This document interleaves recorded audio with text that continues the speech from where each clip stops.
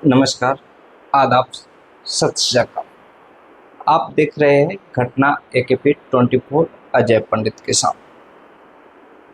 एक phone call, एक मुंह बोला भाई और एक ऐसी साजिश जिसने पूरे परिवार को हिलाकर रख दिया। एक लड़का अपनी पत्नी के ससुराल में मेहमान बनकर आता है। सास ससुर उसकी खूब खातिरदारी करते हैं, उसे टीचर साहब कहकर सम्मान देते हैं। रात को खाना खिलाया जाता है, बिस्तर लगाया जाता है। कोई शक नहीं, कोई सवाल नहीं। लेकिन उस रात जो कुछ हुआ उसकी भनक तक किसी को नहीं लगी। अगली सुबह एक कत्ल की नींव रखी जा चुकी थी। 3 महीने बाद एक कब्र से एक लाश निकलती है और सच्चाई सामने आते ही पूरा गांव सन रह जाता है। नमस्कार दोस्तों, यह कहानी है मध्य प्रदेश के सतना जिले की, जहां एक मुंह बोले भाई के रिश्ते की आड़ में रची गई एक ऐसी साजिश का पर्दाफाश हुआ जिसने रिश्तों की परिभाषा ही बदल दी।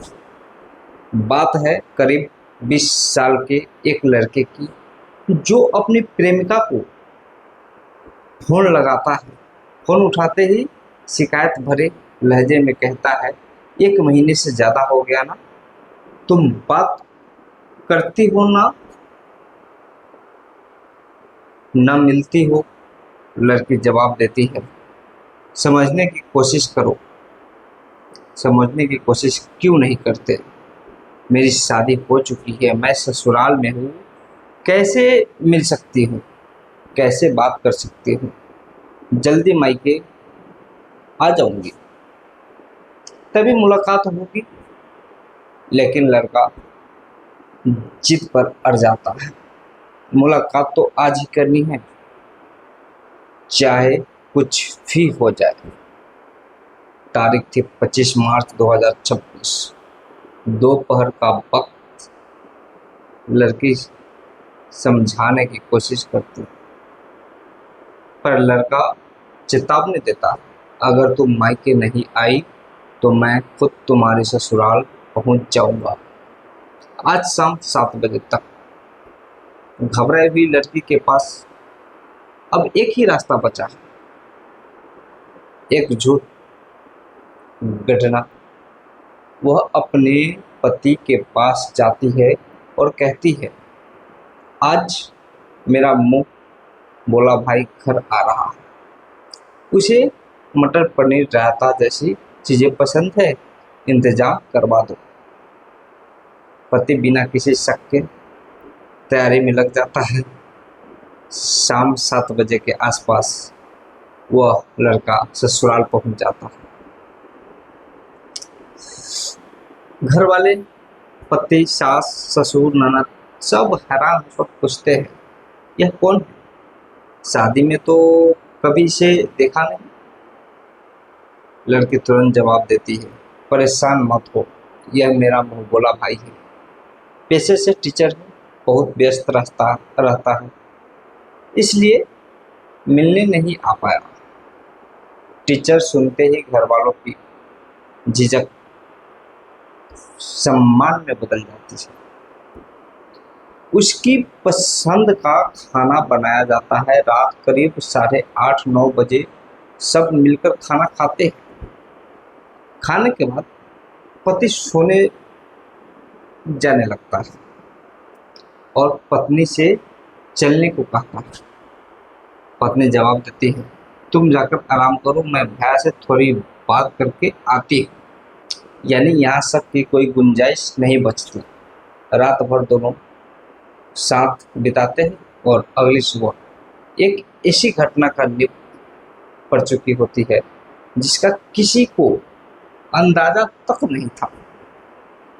28 मार्च 2026 की सुबह करीब 10 बजे संतू यादव नाम का एक व्यक्ति रामपुर बघेलान थाने पहुंचता है। वह बताता है कि उसका बेटा विपिन यादव उम्र करीब 20 साल 3 दिन से लापता है। हर जगह तलाशी के बावजूद कोई पता नहीं चला। पुलिस एक प्रार्थना पत्र लिखकर मामला दर्ज कराती है, लेकिन ज्यादा गंभीरता नहीं दिखाती। नाराज होकर आ गया, कहकर टाल दिया कि अभी बाद में रिपोर्ट लिखा दिया जाएगा। 1 हफ्ता, फिर 15 दिन, फिर 1 महीना, 2 महीना, करते करते पूरे 3 महीने बीत जाते हैं। इस दौरान विपिन की पत्नी आंचल अपने ससुराल में समान जिंदगी जीती रहती है। एक दिन वह सास ससुर से इजाज़त लेकर मायके रीवा जिले के गोविंदगढ़ थाना क्षेत्र के टिक्कर गांव चली जाती है। 7 जुलाई 2026 के सुबह आंचल के घर से झगड़े की शिकायत पर पुलिस पहुंचती है। मामला मामूली निकलता है और पुलिस लौटने लगती है, यानी पुलिस चली जाती है। तभी गांव का एक व्यक्ति चुपके से पुलिस के पास आता है और कहता है, साहब एक बात बतानी है, किसी से जिक्र मत कीजिएगा, किसी से कुछ कहिएगा मत, मेरा नाम मत लीजिएगा प्लीज़। वो बताता है कि आंचल का पति 3 महीने से लापता है, फिर भी वह बिना किसी परेशानी के, बिना सिंदूर लगाए आराम से मायके में रह रही है। साथ ही यह भी बताता है कि झगड़े के वक्त घर में एक लड़का सुनील कुशवाहा भी मौजूद था। पुलिस के दिमाग की घंटी बज उठती है। तुरंत सुनील कुशवाहा को हिरासत में लिया जाता है। पूछताछ में वह कहता है, वह तो मेरी बहन है। शुरुआत में पुलिस इस बात पर यकीन कर लेती है, लेकिन एहतियान गोविंदपुर पुलिस सतना के रामपुर बघेलान थाने को इसकी सूचना देती है, जहां गुमशुदगी दर्ज की गई थी। रामपुर बघेलान पुलिस सुनील को अपने साथ ले जाती है। शुरू में वही बहन वाली कहानी दोहराया जाता है, लेकिन पुलिस उसका मोबाइल नंबर सर्विलांस पर लगवा देती है। कॉल डिटेल से चौंकाने वाला खुलासा होता है। सुनील रोजाना कम से कम 10 बार आंचल को फोन करता था और कई बार बातचीत घंटों तक चलती थी। एक भाई बहन के रिश्ते में इतनी बार, इतनी देर तक बात होना पुलिस को असहज कर देता है। सख्ती से पूछताछ शुरू होती, सुनील टूट जाता है और असली कहानी उगलना शुरू कर देता है। सुनील बताता है कि आंचल के साथ उसका काफी समय से प्रेम प्रसंग चल रहा था। दोनों के बीच नाजायज संबंध थे और वे पति पत्नी की तरह रहते थे, लेकिन घर वालों ने जल्दबाजी में आंचल की अरेंज मैरिज करवा दी, जिससे सुनील को गहरा झटका लगा, पर वह कुछ कर नहीं पाया। शादी के बाद भी दोनों चुपचाप मिलते रहे। आंचल बीच बीच में मायके आती और मुलाकात हो जाती, लेकिन जब 1 महीने से ज़्यादा मुलाकात नहीं हुई तो सुनील ने जिद पकड़ ली और सीधा ससुराल पहुंच गया। वहीं 25 मार्च की रात जब उसे मुंह बोला भाई बताकर घर में ठहराया गया था, अगली सुबह सुनील अपने जीजा विपिन से कहता है, चलो गांव चलते हैं, तुम्हें ससुराल दिखाता हूँ, तुमने अभी तक देखी ही नहीं। विपिन कहता है कि वहाँ आंचल के साथ आएगा। यानी विपिन कहता है कि वह आंचल के साथ आएगा, लेकिन सुनील की प्यार भरी जिद के आगे वह मान जाता है। करीब 1.5 घंटे का सफर तय होता है। रास्ते में सुनील उसे समोसा, कोल्ड ड्रिंक, मिठाई खिलाता है, पूरा ख्याल रखता है। गांव के पास पहुंचकर वो सीधा गांव में नहीं जाते, बल्कि एक अनसुना जगह की ओर मुड़ते हैं जहां एक पुराना कुआं था। कुएं के पास पहुंचते ही सुनील अचानक विपिन पूरी तरह टूट पड़ता है। विपिन को समझ ही नहीं आता कि आखिर उसकी पिटाई क्यों हो रही है। इससे पहले कि वह कुछ समझ पाता, सुनील उसे धक्का देकर कुएं में गिरा देता है। पानी में गिरते ही विपिन चीखने चिल्लाने लगता है। उसके बाद मदद की गुहार लगाता है। सुनील को डर सताता है कि आवाज़ें गांव तक करीब 300 मीटर दूर था, यानी गांव तक आवाज न पहुंच जाए। वह भारी पत्थर उठाकर एक के बाद एक विपिन पर फेंकना शुरू करता है। पत्थर लगते ही विपिन की मौत हो जाती है।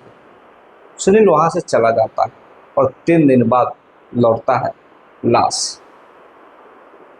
तब एक पानी में तैर रही होती है। मौका देखकर वह 3-4 घंटे के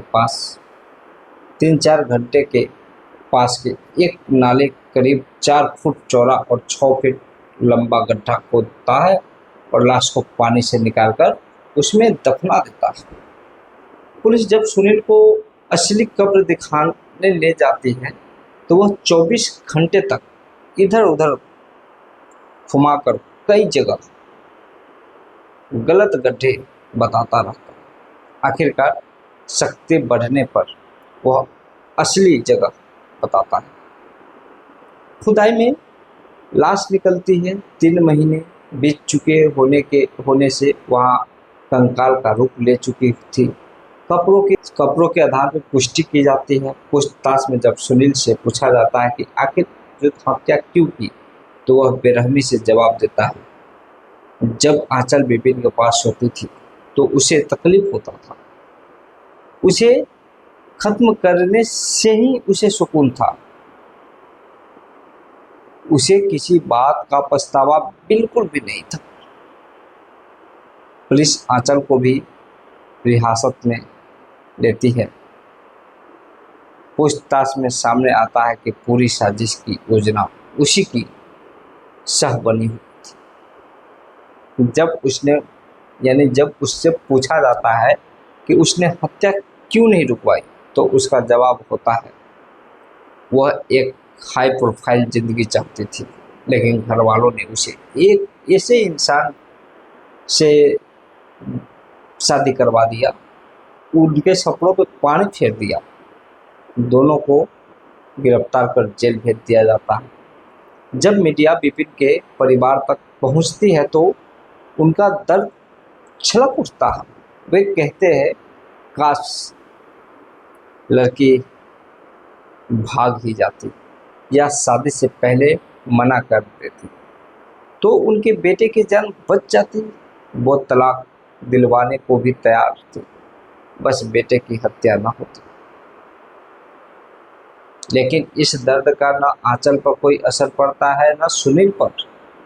कानून की सुस्त प्रक्रिया के बीच सवाल यही उठता है, क्या सजा वाकई इंसाफ दिलाएगी, या कुछ साल बाद दोनों फिर एक समान जिंदगी जीने लगेंगे।